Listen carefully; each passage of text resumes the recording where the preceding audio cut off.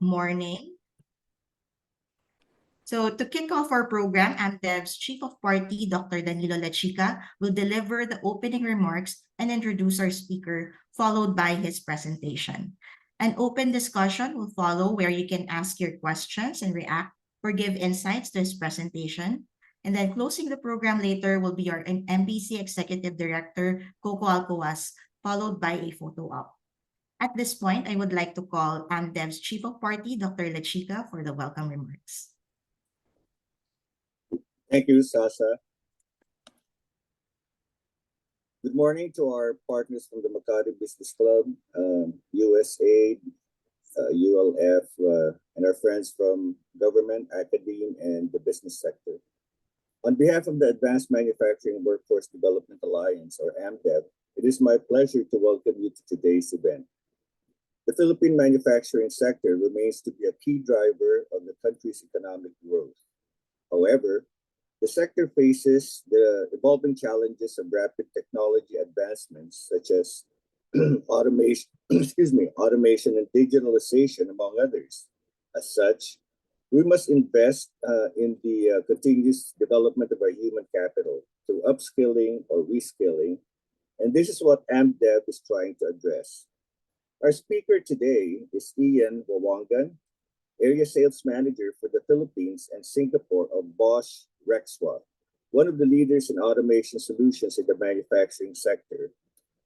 Bosch Rexroth has its regional training center with initiatives in preparing the Singapore workforce to Industry 4.0 advancements. Ian has been with Bosch Group since 2018 and has actually served as Assistant Manager to Project Industry 4.0 applications at the Bosch Rexroth Regional Training Center before moving, I should say, as a senior trainer for digital transformation and mechatronic systems in Germany.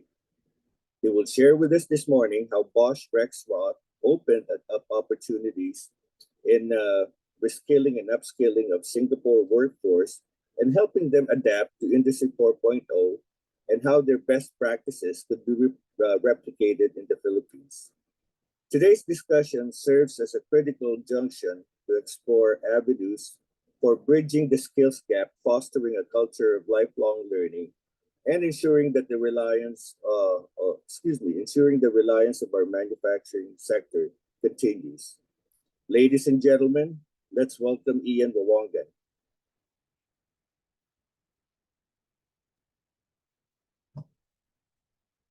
Thank you very much, Dan, for the nice introduction about myself. And I would also like to thank AMDev and MBC for inviting me for this opportunity to share my experience and giving my thoughts about preparing workforce that's related to advanced manufacturing for the future. So I would just share my screen right now, and please give me a sign or signal when you can see my screen.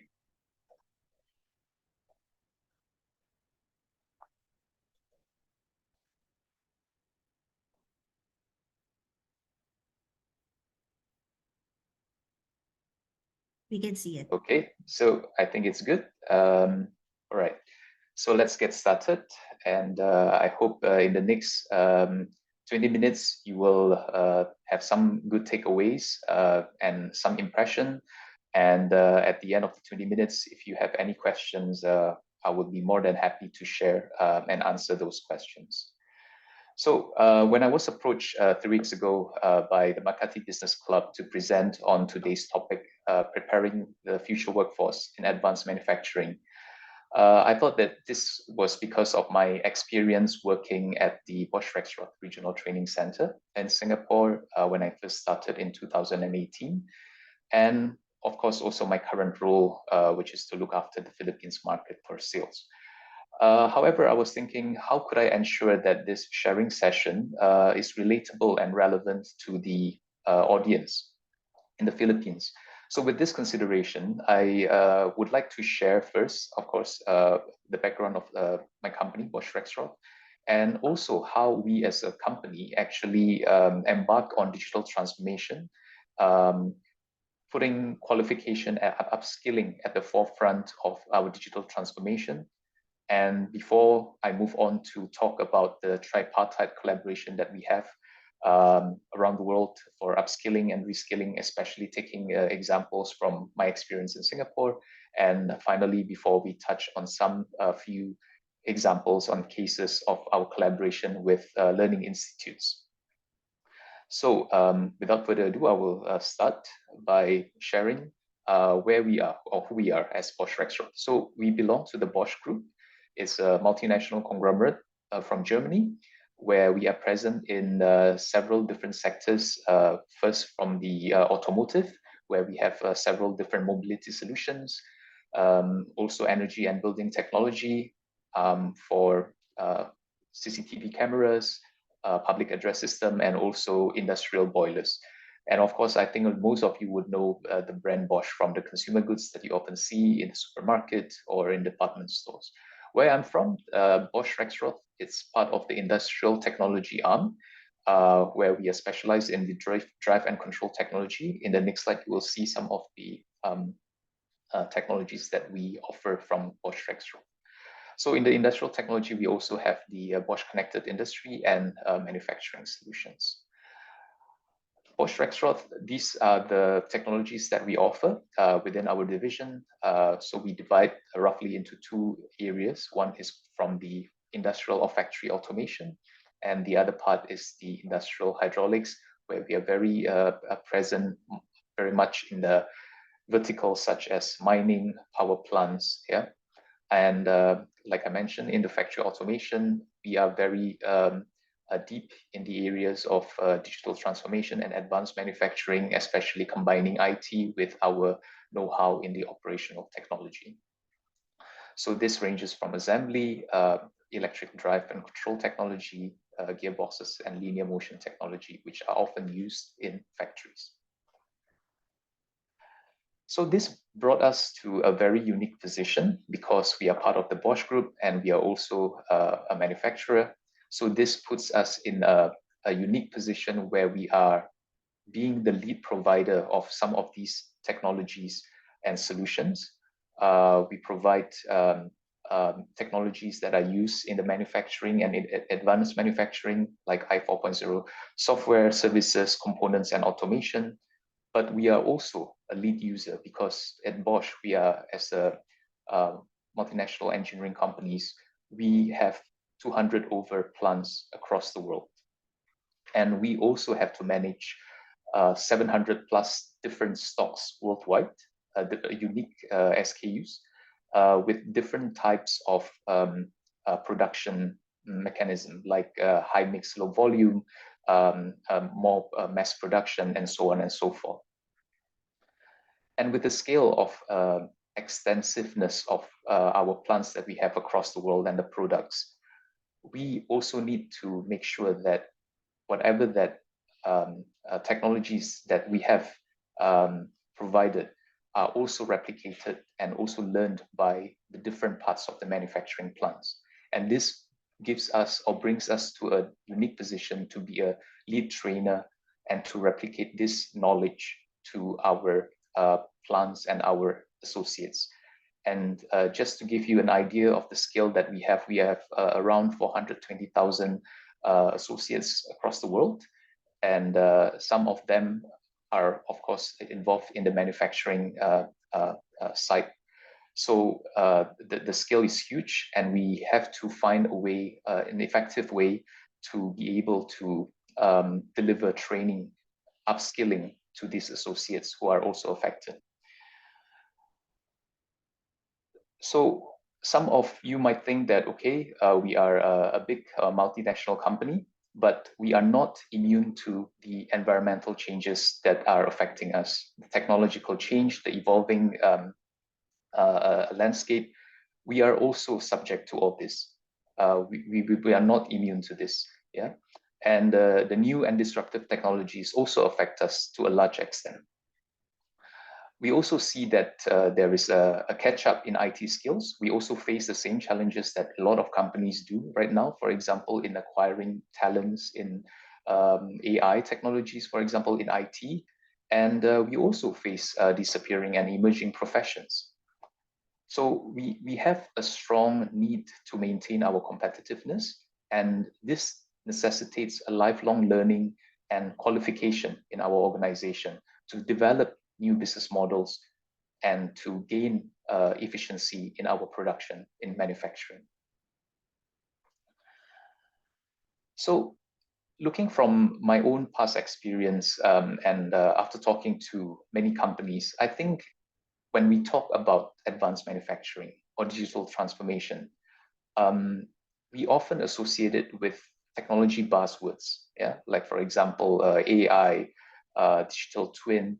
I mean, there's nothing wrong with these buzzwords themselves, but sometimes they create misleading expectations where they are not considered carefully. People might think that the new technologies are the solution to all their efficiency and productivity problems, and that an exhaustive I 4.0 technologies would be the keys to productivity increases and to create a competitive advantage. But what happens if you just focus on the digitalization or the technologies and forget about the basics? This would result on what you see on the right, yeah? If you just focus on the technologies without other considerations of the basics, many industrial companies and consultants focus on the technology and material flow only. And digitalization is often thought too briefly as a standalone solutions. How about increased digitalization resulting in IT risk, for example? And what about the qualification gaps that we are talking in this presentation? If you have the technology, but you have the unskilled qualification or workforce, this could lead into failed projects. And how about missing IT security policy in the organization, or missing employee acceptance, for example? So these are sometimes things that are neglected when we talk about advanced manufacturing. And this is the reason why when we internally, when we embark on digital transformation, we look at a framework, yeah, where we wanted to consider the organization side, technology side, and also the human into this holistic balance of framework. So besides the technology, we looked also at the strategy, how to derive an approach towards digital transformation. What is the contribution of each department? Whether our organizational structure is capable to develop new processes and realize new projects, for example. Is the leadership enabled to take the right decisions, for example, and are the employees ready to embark on a lifelong learning, and are they qualified sufficiently to have the necessary skills to operate a new technology? So these organization, technology, and human pillars, they have to be considered. And this is the approach or the framework that we adopt internally, and which is not so far away from a globally recognized framework that some of you might also are familiar with the SIRI index, which is the Smart Industry Readiness Index, developed, I think, in 2018, 2019 by the Economic Development Board, but is now recognized by the World Economic Forum as a framework to assess a company's state of digital transformation. So you see that there is this three verticals as well, which looks at the technology, but also the organization and human aspect, and also the processes. A very important element in this chart is the talent readiness under the organization vertical. And I think this is the reason why we are all here in this forum, because we are interested to know how we can do better to prepare our workforce for the future. To address this, within our company, we devised a competence framework to identify qualifications required for different groups of employees.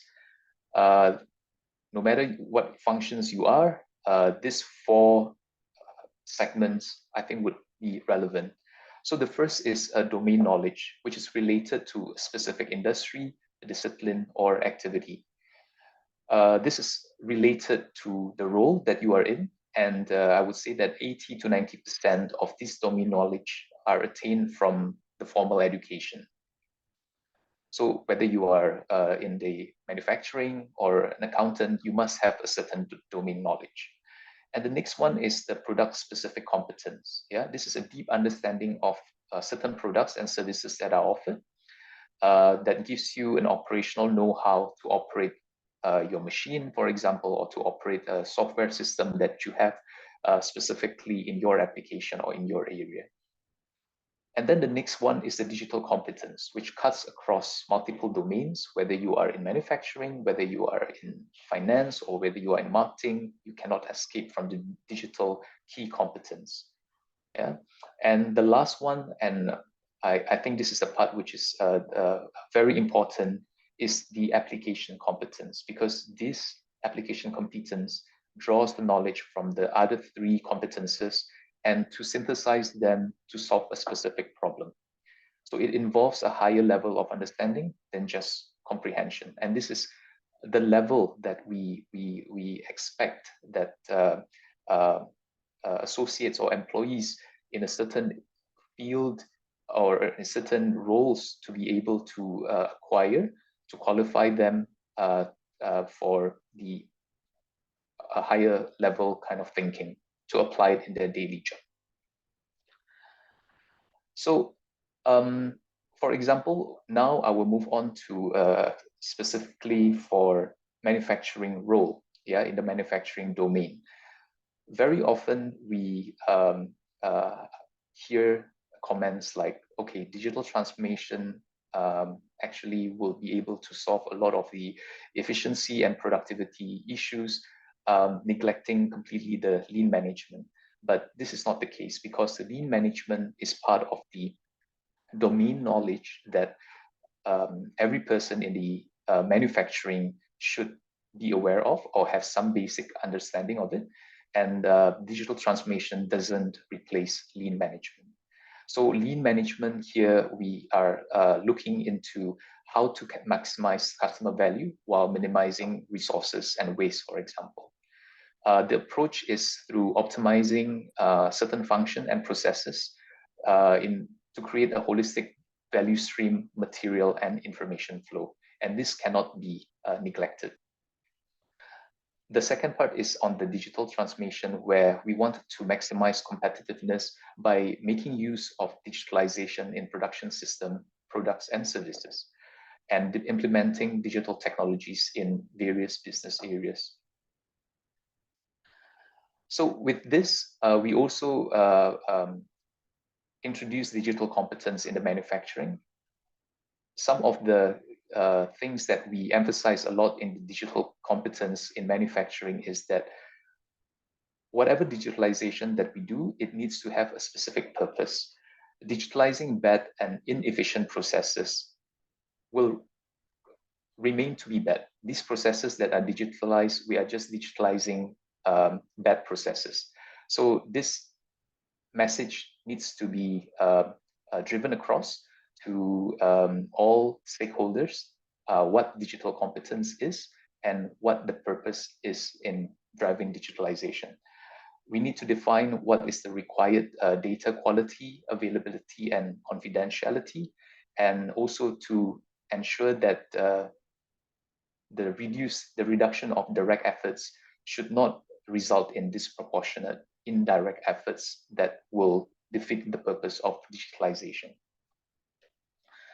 So these are the frameworks that we then implement for digital transformation. One is to analyze the phases, the different phases, the current state, and what is the realistic target state and the target operating model, planning the implementation stage, and finally to have a certain phase of control and conclusion to make sure that the KPIs are tracked, reported, and communicated to have a certain continuous improvement plan. And these milestones are part of the upskilling also for the workforce to make sure that they have certain skill sets required for digital transformation and understanding of the new technologies that are used in their line of work. So, for example, an application competence that we develop, for example, allows them to, in one case example, gives us a finding, a very important finding. For example, in the information flow, which is not optimized, for example, we find that in this particular plant in Germany, which is a make-to-stock plant, there are more than 40 individual Excel solutions. And these Excel solutions is not captured in the material flow if you only focus on material flow and the technologies. That's the reason why lean management is important, that we have to make sure that a certain information, optimized information flow is a prerequisite before we can embark on a digitalization journey that is effective and resulting in a desired outcome. Also, this finding found that there's a high degree of manual indirect efforts, even though you already have a certain digitized platforms that is used, but there are still indirect efforts that are normally not captured if you are just embarking on a digitalization journey in a traditional way. So after talking about the framework and strategy in our internal qualification and upskilling approach, what about companies that do not yet have a robust training program that can be realized internally? How can they bridge the skills gap found among their employees? This is where we then have to look outside, and Bosch Rexroth has been playing an active role also in this area by collaborating in a tripartite manner for upskilling and reskilling with the government, industry, and academia. And I think that this is a very important model because the government provides strategic direction in identifying the country industry landscape, the economic growth pillars that the country is moving towards. It also provides the funding and support to address socioeconomic inequity and financial incentives to mobilize the whole nation to embark on this upskilling approach.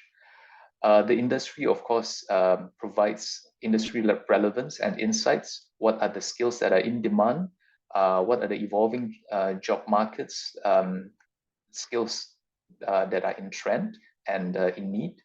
And it also provides as a local companies multiplier because it also promotes the growth of local industries.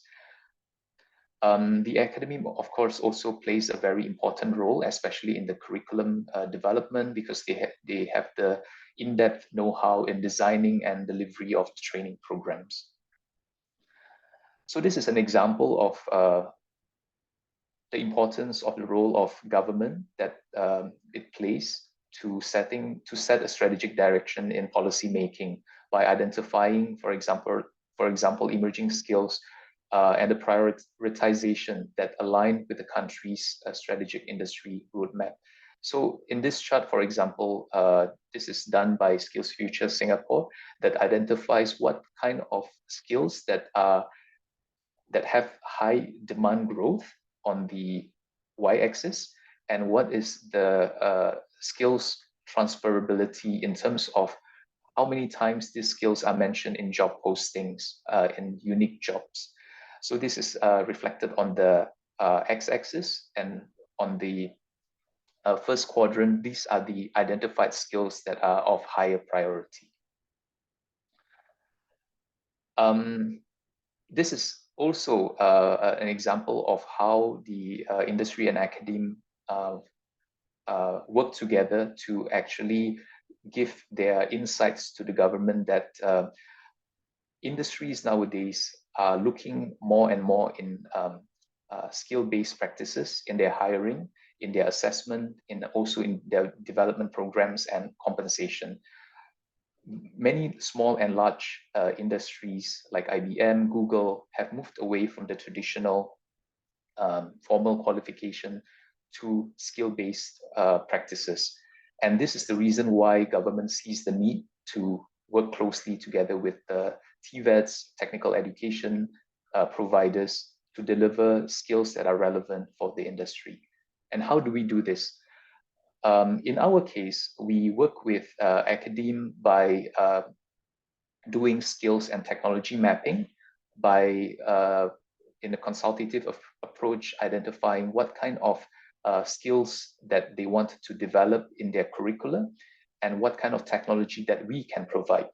And then we conduct several visits and demonstrations together with other industry partners to showcase what kind of ecosystem that we can provide for this skills and technology consideration for the academe. And finally, we have to provide staff capability training to make sure that the staff are able to use the training system that we provide and the technology that we introduce to them. And through the iterative process of specification requirements, we also ensure that the training systems and the curricula that they deliver remain relevant to address the skill gaps that they identify. So this example that I would like to share also is the case example that we have implemented in Singapore together with various agencies like Skills Future and also the training institute like Singapore Polytechnic, how we drive adoption of advanced manufacturing through enterprise engagement, certified training, and proof of concepts. So the certified training, together with academe, we provide structured course, standardized training for qualification, and also bite-sized courses to provide certain courses that are relevant to give certain skills. So these are custom product solution-centric courses focusing on the I4.0 advanced manufacturing technologies. Besides the training part, we also engage with industries and MSMEs, especially on proof of concepts, because I think very often the misconception is that these technologies are only for the big companies, and for SMEs that would like to start small, we provide the avenue for them to try on our technology in a smaller scale through proof of concepts. And only when they are confident to adopt the technology, when they need to have their own upskilling, then we recommend them to take up the certified training part. So this is the example of the proof of concept that we have done with some of the local company in Singapore on the 3D printer and the honing machine. Yeah. So you can see that actually they are using, for example, the honing machine is a legacy machine, it's an old machine. It doesn't necessarily have to be replaced by more modern technology, but by simply retrofitting such an old machine, they can have already some efficiency gains. We also have other examples of collaboration with learning institutes across the world, from developed countries like Austria, France, also to developing countries like Kosovo and Colombia. So these collaboration focused a lot on the advanced manufacturing applications.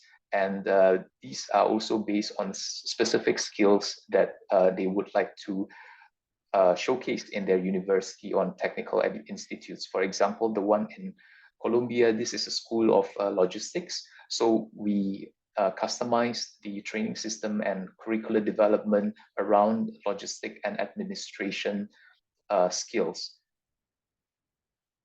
And the one in Singapore that we recently implemented, this is more for the areas of verticals in applied electronics and artificial intelligence. And this is also a customized learning system that we developed together with the Learning Institute. So to summarize, I think there are quite a number of misconceptions surrounding the advanced manufacturing.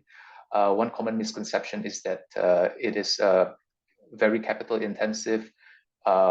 It's only relevant to large corporations and tech companies. But in reality, the technologies such as robotics, Internet of Things, and data analytics can benefit companies of all sizes and industries who can improve their productivity, streamline the operations, and enhance customer experience also. The second misconception is it will always lead to job losses, although to some extent automation and robotics might displace certain functions of jobs. But we believe that given the right upskilling and training, these workforce can also be allocated into different areas which requires their creativity, critical thinking. And also there's another misconception about the complete replacement of old machines or old workforce with the new ones, but this is not always the case because in our examples or in our case studies, we saw that legacy machines and even older workforce, given certain upskilling and retraining, they can still remain relevant. The fourth one is that the technology-focused approach is sometimes misguided. We need to look into also the basics such as information flow, lean management in manufacturing.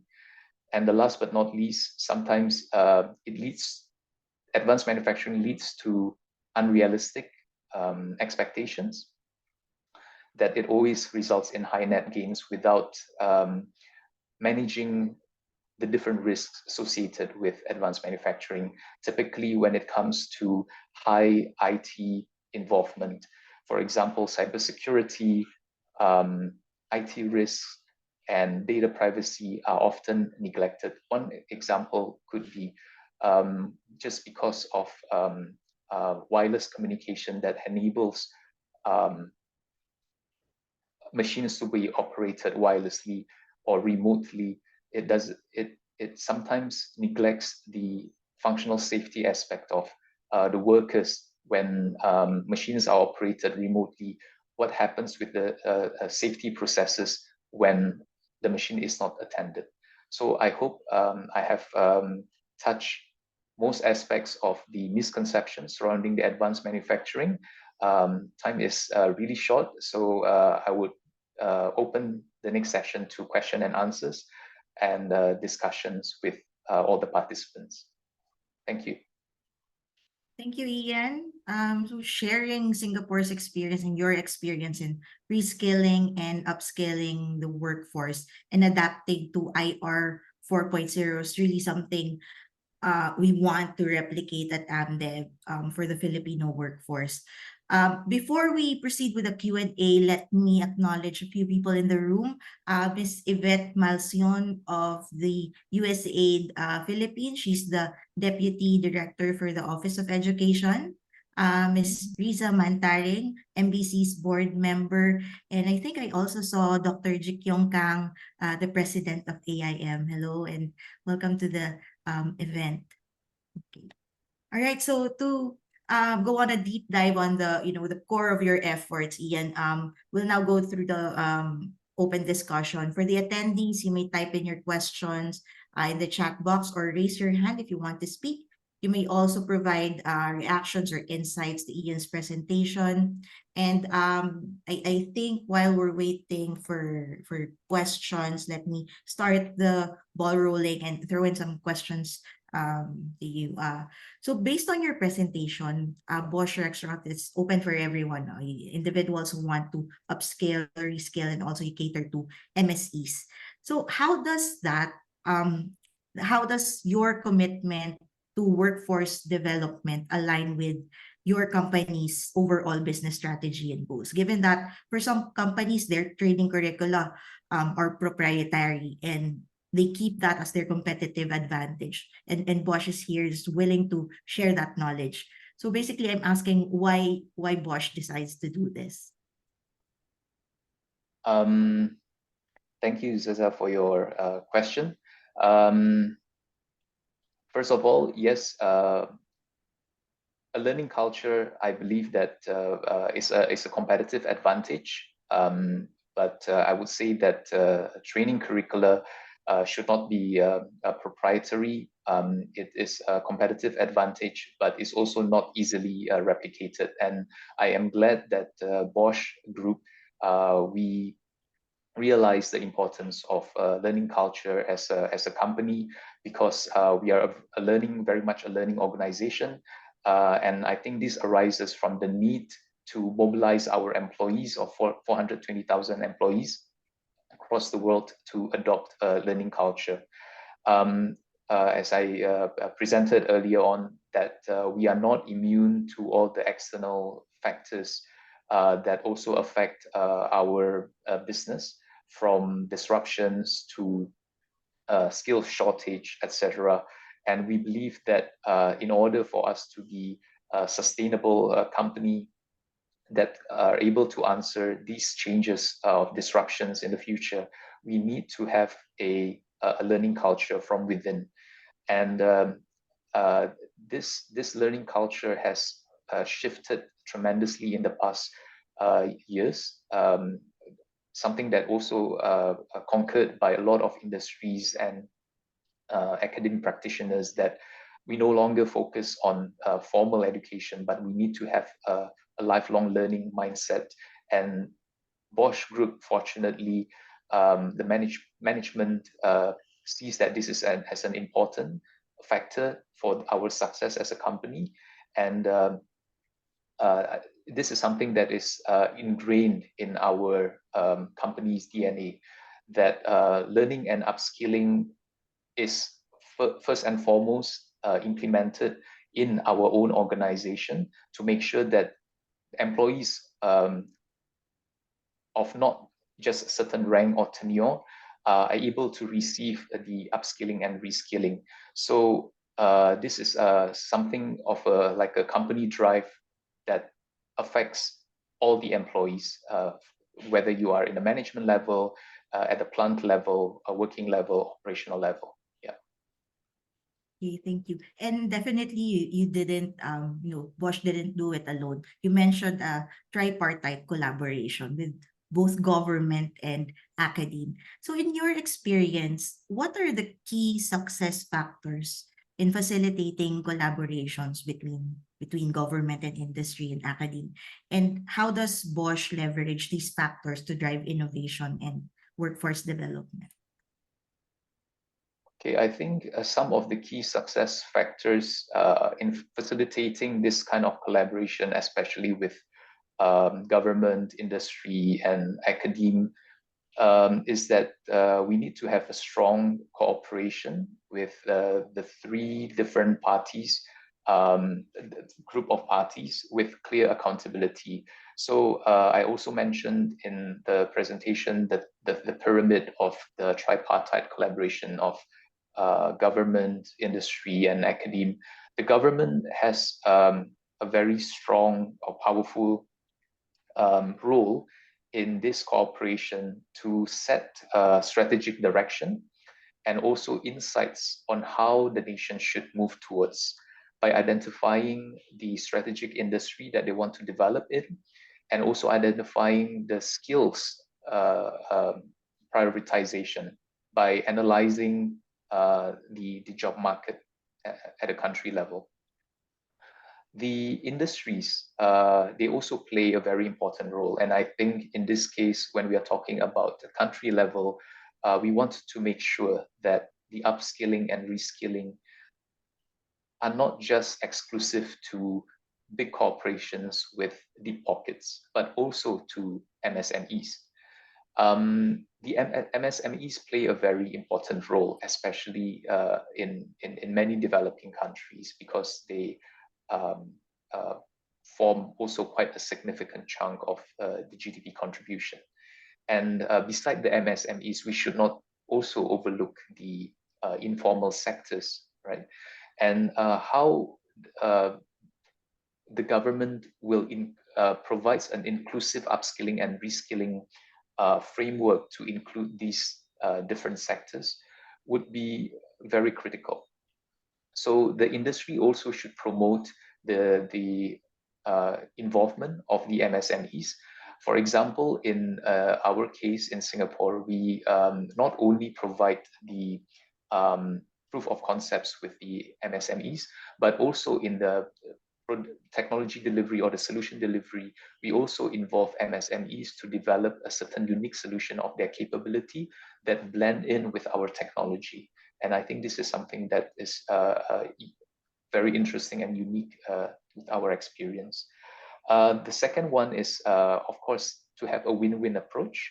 I think in any collaboration, if any party perceives that it is not a win-win approach, then this collaboration could fail. So it's very important to incentivize the different groups of parties to to lay out what are the objectives and the goals of the collaboration, to make sure that it is incentivizing for all the parties involved. And the last one I would say that is the this kind of collaboration sometimes is full of uncertainty, and there are also risks involved. And I think one of the key success factors is boldness to take the risk and to take the step forward to start something. Great. You mentioned the win-win approach. I just want to follow that up because I know you already mentioned what's in it for Bosch, how it aligns with your corporate goal. But I guess I want to share also, because in the Philippines, there are certain form of upskilling programs by the government. There's dual training system, there's apprenticeship. What is if you can maybe repeat or highlight it, that what's the main benefit for companies to conduct upskilling for our workforce development? Some of the benefits for the industries, yeah, I think one is, of course, to motivate their own employees and also for retention. I do not know if these issues or problems and challenges also felt by companies. I'm sure it affects also some of the companies in the Philippines about skill shortage and the need to actually retain talent. One of the issues that we face is that certain skills that are in demand and only some associates or employees have the certain skills, they are easily snatched by other companies. And what can we do to retain these talents? And I think upskilling and reskilling is a way to motivate the employees or the workers that you are valued in the company.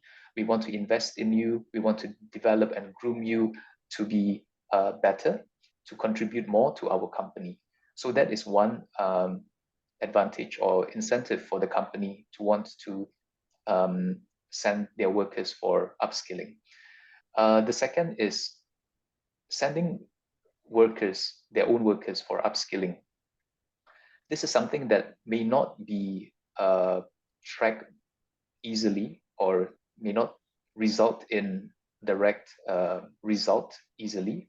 But if these workers that are upskilled and they attain a certain competence, which is the application competence, which I shared, the fourth layer of the competence that we identified in that framework, these workers can apply what they have learned in the skills upgrade, that they can apply it in their daily job. This could result in productivity gain, efficiency gain, that sometimes is difficult to track. And these may not result in a direct result overnight, but it is something that can be seen over time. One example that I read is that a study has shown that for every 10% investment of the company's revenue for workforce development in upskilling, they see a 2.2% efficiency, labor productivity gain in the next 3 years. Of course, this is from a study averaged out across different industries, but this at least tells us something, that upskilling does provide a certain result. Yeah, and also they even make a study that through this investment of 10% in their employees upskilling, eventually it resulted in a certain percentage of close to 1% increase in the revenue because of better efficiency, better customer retention, better relationship management with the customers, for example, through softwares and other interfaces improvement. Okay, thank you, Ian. I think we have a question on the chat box from Mr. Ronnie Tapnio of ICCP, one of our partners at AMDev. For workforce development under reskilling and upskilling, does this include values formation for employees, such as work ethics? Sorry, value? Values. Oh. Sir Ronnie, would you like to elaborate on your question? Sorry, I just missed that one word, value something that you mentioned. Values formation for employees, such as work ethics. Okay, values, work ethics. Okay, so for the upskilling and reskilling framework that we have, the three different verticals that you saw earlier, right? There are certain aspects that we include. Whether it includes ethics is not part of the upskilling related to advanced manufacturing. The work ethics part, we have that included, but that is a mandatory compliance related topic that everybody has to take anyways, regardless of whether you are in the job of advanced manufacturing or not. So for the ethics part, I would say that this is a mandatory training that we include for all associates across all divisions, and this is a must. But if you're talking about ethical values when it comes to data privacy or cyber-related ethics, like, for example, ethical hacking, all these components related to IT, yes, we do include them in our curricula as well, related to advanced manufacturing, and we have a certain component that relates to those topics. Ronnie, was your question answered? You okay with that? Or do you have any follow-ups? Yes, I'm okay with that. Thank you very much. Okay, thank you. Okay, we have a few more questions here from William Garcia of Amcor Technology Philippines. How can AI help in upskilling and reskilling the manufacturing workforce? First, maybe I would address AI is a very important buzzword that every advanced manufacturing talks about. So there is, okay, I think maybe I should address also the previous question about AI ethics, for example. Yeah, is also another topic which also is included in the topic when we provide an upskilling, reskilling in AI-related study, for example. So I forgot to mention that just now. Now back to the question, how AI plays a part in upskilling and reskilling. Of course, this is an important buzzword that every advanced manufacturing company and even non-manufacturing company talks about.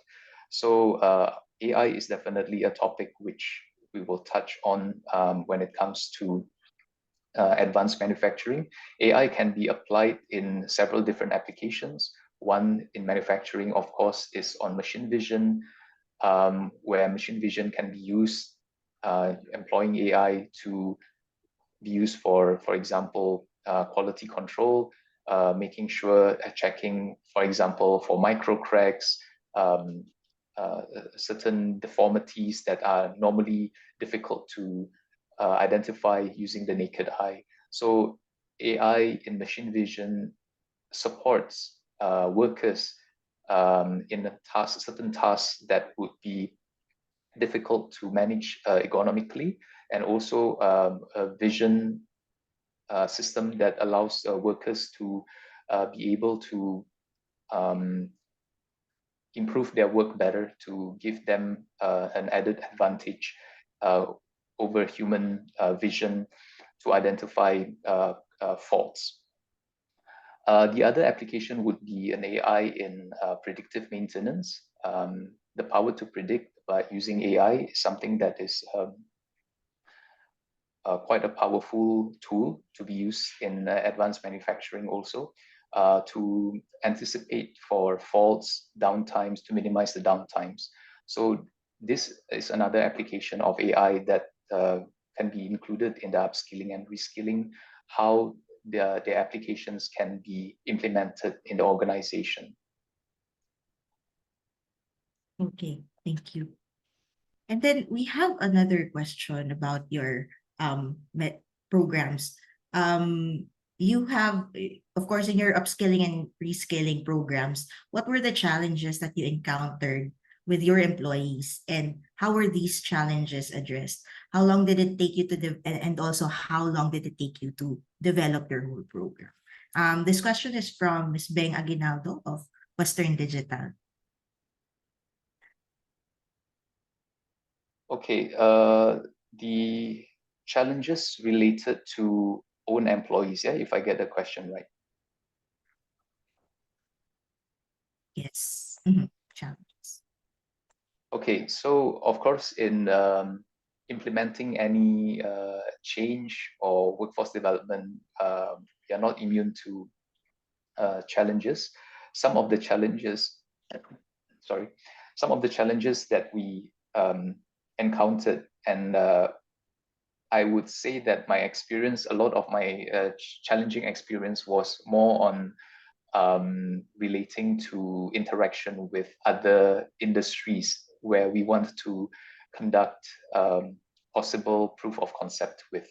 So with own companies' employees, I think the challenge is more manageable because when the change or the upskilling efforts are top down from the management and the management supports it, yeah, I think it boils down to an effective communication, how we deliver the message that we want you to upskill, so that you would attain a certain level of qualification to be able to do certain tasks, for example. So there is a specific goal that we want to achieve, and we have to communicate it well and to assure them that that it will not affect their livelihood or job. I think because sometimes 80% of a perceived change is fear, and the fear is out of uncertainty, is from uncertainty of the future, is uncertainty of their stability, etc. And this is something that we have to communicate it well. With regards to experience with other external companies, when we want to conduct certain change, for example, implementing a new technology, or to introduce them with new skill in operating a new technology, for example, sometimes we get negative reaction. For example, one example that I can share with you is that when we were approached by the management of a company X to implement something new in their organization, and when we talked to the operation personnel or the operational worker, they become skeptical. They have a certain distrust towards us, saying that I have no problem with the machines. I do not know why my manager calls you, and I don't think you can improve anything here by coming here. So this is the kind of resistance that we face. And in these situations, it is difficult to convince the person unless they get the buy-in also from the management who gives the certain communication to the workers to accept or to adapt to the change. The second challenge is on the managerial level, when we want to introduce a certain upskilling or certain technology where they are very resistant because of the misconception that they have. So these kind of prejudices sometimes need to be addressed. For example, they have the certain mindset that implementing this upskilling and modern technology will always require a high capital investment. So with this kind of mindset, we need to address them. We need to walk through with them what are the necessary steps that are required, work out the budget with them on how to achieve a certain target at a small scale. And that is the reason why we introduced the proof of concept method to these companies.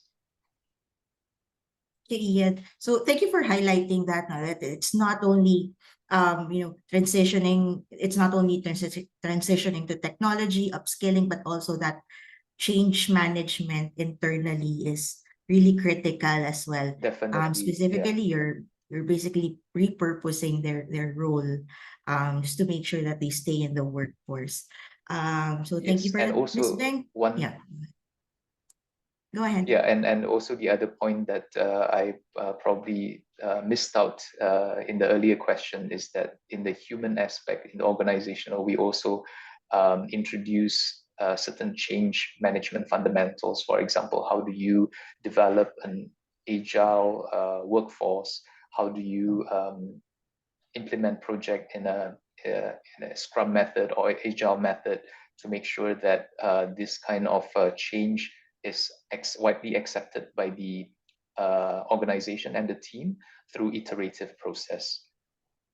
Yes, thank you. Exactly. Okay, Miss Beng, was your question answered? Do you have any follow-up questions? Okay. Okay, I think we have one more question from Sir Ryan Abuel of Unilab Pharma Academy. So they're one of our advanced manufacturing institutes here in the for the AMDev program. The question is, how are you able to effectively measure the impact of training and attribute it directly to the efficiency and productivity of the improvement? Okay, to measure the success of the upskilling initiatives, I get what the question is directing at. Of course, at the very base level, the measure that we have set as in KPI would be at the very base level is the measurement of the participation via the learning platform.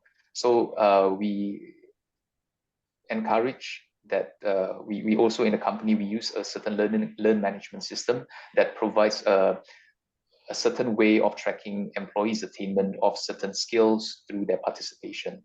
But that's a very passive way of measurement because it just looks at the participation level of the attendees in certain training. And once they have completed, it's like taking an exam. So you have attained a certain skill and a certain measurable KPI.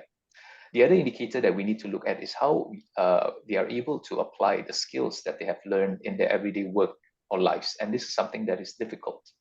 And this, we need the mediation and the involvement of the managerial level to be able to facilitate the role as a career coach, to identify where and how their skills that they have received can be applied in their job.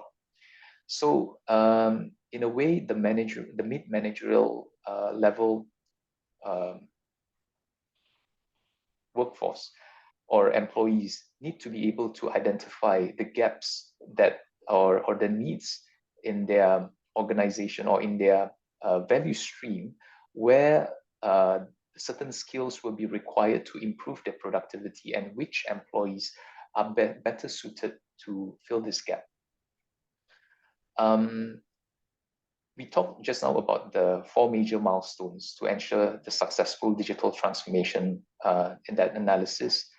We need to identify the current status, the target state, and the measures of identification. And this is the crucial part to measure the success of the upskilling, because through the upskilling, we need to look then at the target state. Are we achieving the target state?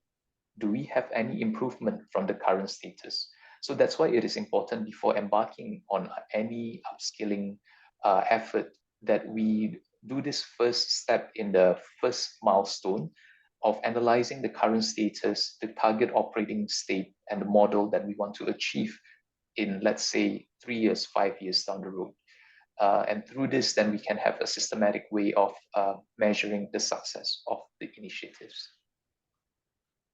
Thank you. Yes, it's completely, I agree with that, because sometimes we can only do so much. We can train them, but what they do with that knowledge is up to the benefit or up to the trainee. So you really have to measure that not just immediately, but also 6 months and a year from now, just to see how the initiatives, the upskilling efforts really contribute to the bottom line of the company, right?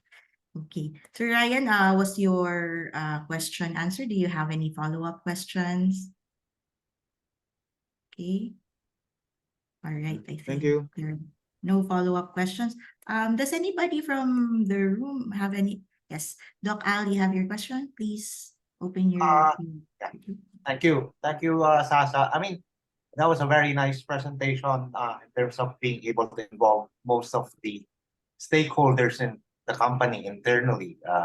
My question is more on how do you interact with the outside institutions like higher education institutions like universities in participating in your, for lack of a better word, internal upskilling. Because eventually I think AMDev is planning to download most of our course development into the state universities in order to, for lack of a better word, deputize them in upskilling process beyond the normal technical vocational educational learning institutions, especially for IR4. Definitely a lot of them require a higher level of capability from the trainer side. Do you send out your workers to allow them to teach in the universities? Is that something that Bosch interacts with their surrounding institutions? I don't know. Maybe that's worth an explaining and how we can progress in the Philippines in involving our academic institutions. Thank you. Thank you for the question. Yeah. So in our interaction with the learning institutes, first and foremost, we started off with a collaboration with the technical education institutes, because traditionally our classic training offerings that we have were better tailor-suited for these technical institutes. But recently, we also saw that I think also because of these skill-based practices that are gaining traction, which I shared earlier, a lot of universities nowadays, they also move beyond the traditional qualification and to offer also bite-sized trainings. For example, we hear a program like a stackable masters. I think you might have heard also about this stackable program where postgraduates are encouraged to take certain courses that are stackable, and once their courses have stacked to a certain minimum, then they can become or can be converted to a degree. So some of these universities, when they look for their stackable program, they also come to Rexroth to see, okay, I have this program, and where can you fit in to deliver your skill courses that will fit into this program? For example, in the area of AI, do you have a piece that we can employ for our, let's say, 3 or 4 day seminar or hands-on training? So this is the kind of collaboration that we look at for bite-sized courses. And of course, there are also other universities, like the examples that I showed earlier in Colombia, where they have an entire module for one semester on logistics and administration, where they consulted us. We would like to have this a modular training system where it showcases, for example, a factory line, a production line, combined together with a system, a software system for dispensing, for example, or a system that allows the workers to interact directly with the instructions on how to create a customized product. So through this consultative approach with the universities, then we are able to develop a customized solution for them that fits into their curricula. So this is something how we collaborate together with the learning institutes. And for our own training curricula for the advanced manufacturing that we want to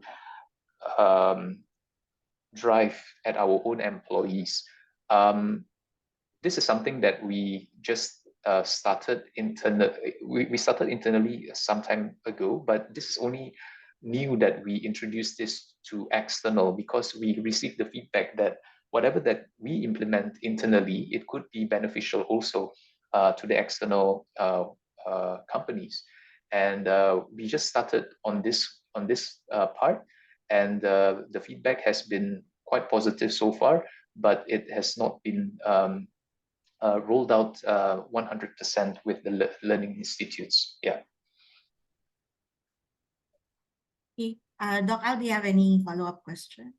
No, thank you. I think those are the key stages in the development. Do it internally, make it work, show that it works for your own company, and then roll it out to the other companies, and then eventually download it to the institutions.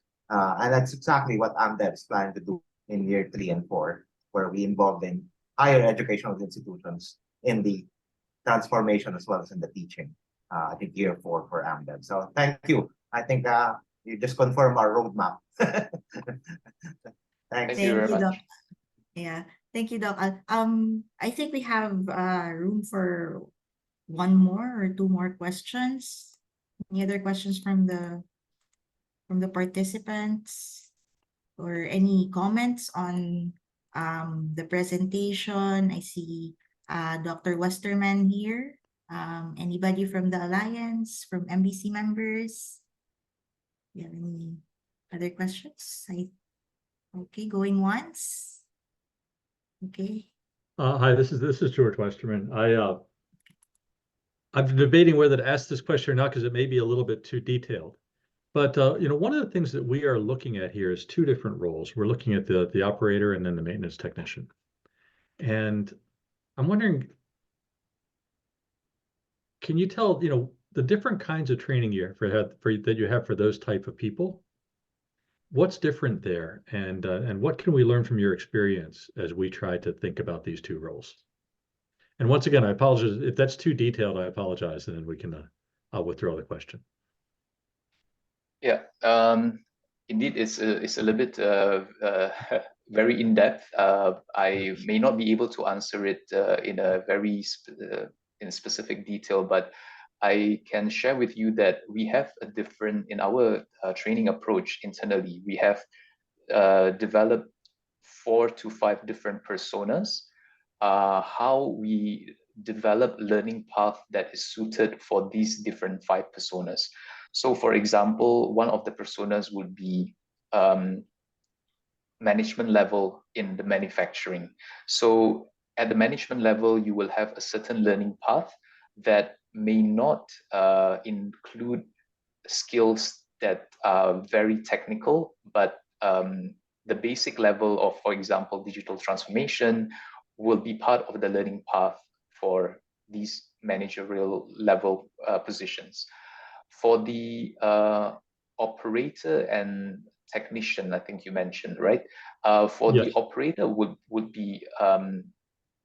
require certain higher skill application know-how, whereas technician would involve learning path up to product domain competence, which is, I think, at level 2 in that framework. So there is a difference in the learning path indeed. As to what the detail for different areas of manufacturing, this probably I have to look more into some of the specific cases or examples. Yeah. Okay. But Well, in well, short, thank you the for learning path. thank you for doing that. So I hear that there are different paths, and I assume also there's some overlap. There's some common areas between them where they learn the common Of skills. course, yeah. So for example, Yeah, the I think that- basics, like lean management, this is something that every persona is part of the learning path for all the personas. But application competence would be more specialized for the operator, for example, or the data analyst role persona in our framework. Great. And then one more then, since we're there, topics like lean and quality, I would assume that, the different kinds of roles, they get the same topic, but different levels of detail. Is that how you do it? Or do they tend to get the same first course and then they build on that? They will get the same first course on the basic level. So for the same course, you have the basic level, the advanced level, and the expert level. Yeah. So for example, for IT network, for example, we have the basic network that everybody, all the different persona will have to take under their learning paths. And then for the advanced level, this is only related to certain job functions which require them to deal with certain risk, higher risk factors like cybersecurity risk, IT risk, etc. So the different levels or different levels of maturity in terms of their job grade will have to deal with different expertise level in the training program. That's good, though. That's comforting that they can all share the same level 1 instead of having to have 3 separate basic courses. So thank you. That will help us as we plan our work. Thank you. Thank you for the question. Thank you, Dr. Westerman, and thank you, Ian. I think that's about our time for Q&A. Thank you, Ian, and to our participants for asking your questions. This is indeed a great learning session for MVC, AMDev. For at least for AMDev, we learned a lot on how we can, collaborate with government and academia to make a really good program for our workforce. And of course, for MVC members, what's in it for us? What's in it for the business community to contribute to workforce development and to build that pipeline of quality workforce. Okay. So to close our program, I would like to call on MVC's Executive Director, Coco Alcoas. Thanks very much, Sasa. Can you hear me? Yes, loud and clear. Hi. Good afternoon, ladies and gentlemen. Good morning, ladies and gentlemen. As we come to the end of today's discussion, on behalf of the Advanced Manufacturing Workforce Development Alliance, USAID, and the Unilab Foundation, I would like to express my sincere gratitude to our distinguished speaker, Ian Wawongan. Ian, thank you very much for sharing with us how Bosch Rexroth upskills and reskills to be able to use fast-changing technology to survive and thrive in a fast-changing market. We look forward to applying these in our companies here and in the hopes that not just serving local customers better, but in the hopes of selling more to the world, as you do. Thank you to all of our participants, especially those who shared their questions and experiences. We hope Ian was able to answer your questions and inspire you to apply some of Bosch's experience in your companies. This is AMDev's first quarterly meeting, part of our effort to promote advanced manufacturing and the jobs and the suppliers that will go with it. We look forward to seeing you in future sessions. Thank you, and allow me to greet all of you a happy holiday. Thank you very much, Thank you. Coco. Yeah. And for the last part of this morning's event, we would like to ask everyone to please turn on your cameras for a quick photo op. My colleague Dessa and Bern will take the photos. Just keep smiling. We have a few pages for this Zoom call. Okay, all right. Dessa, let us know if we're okay na.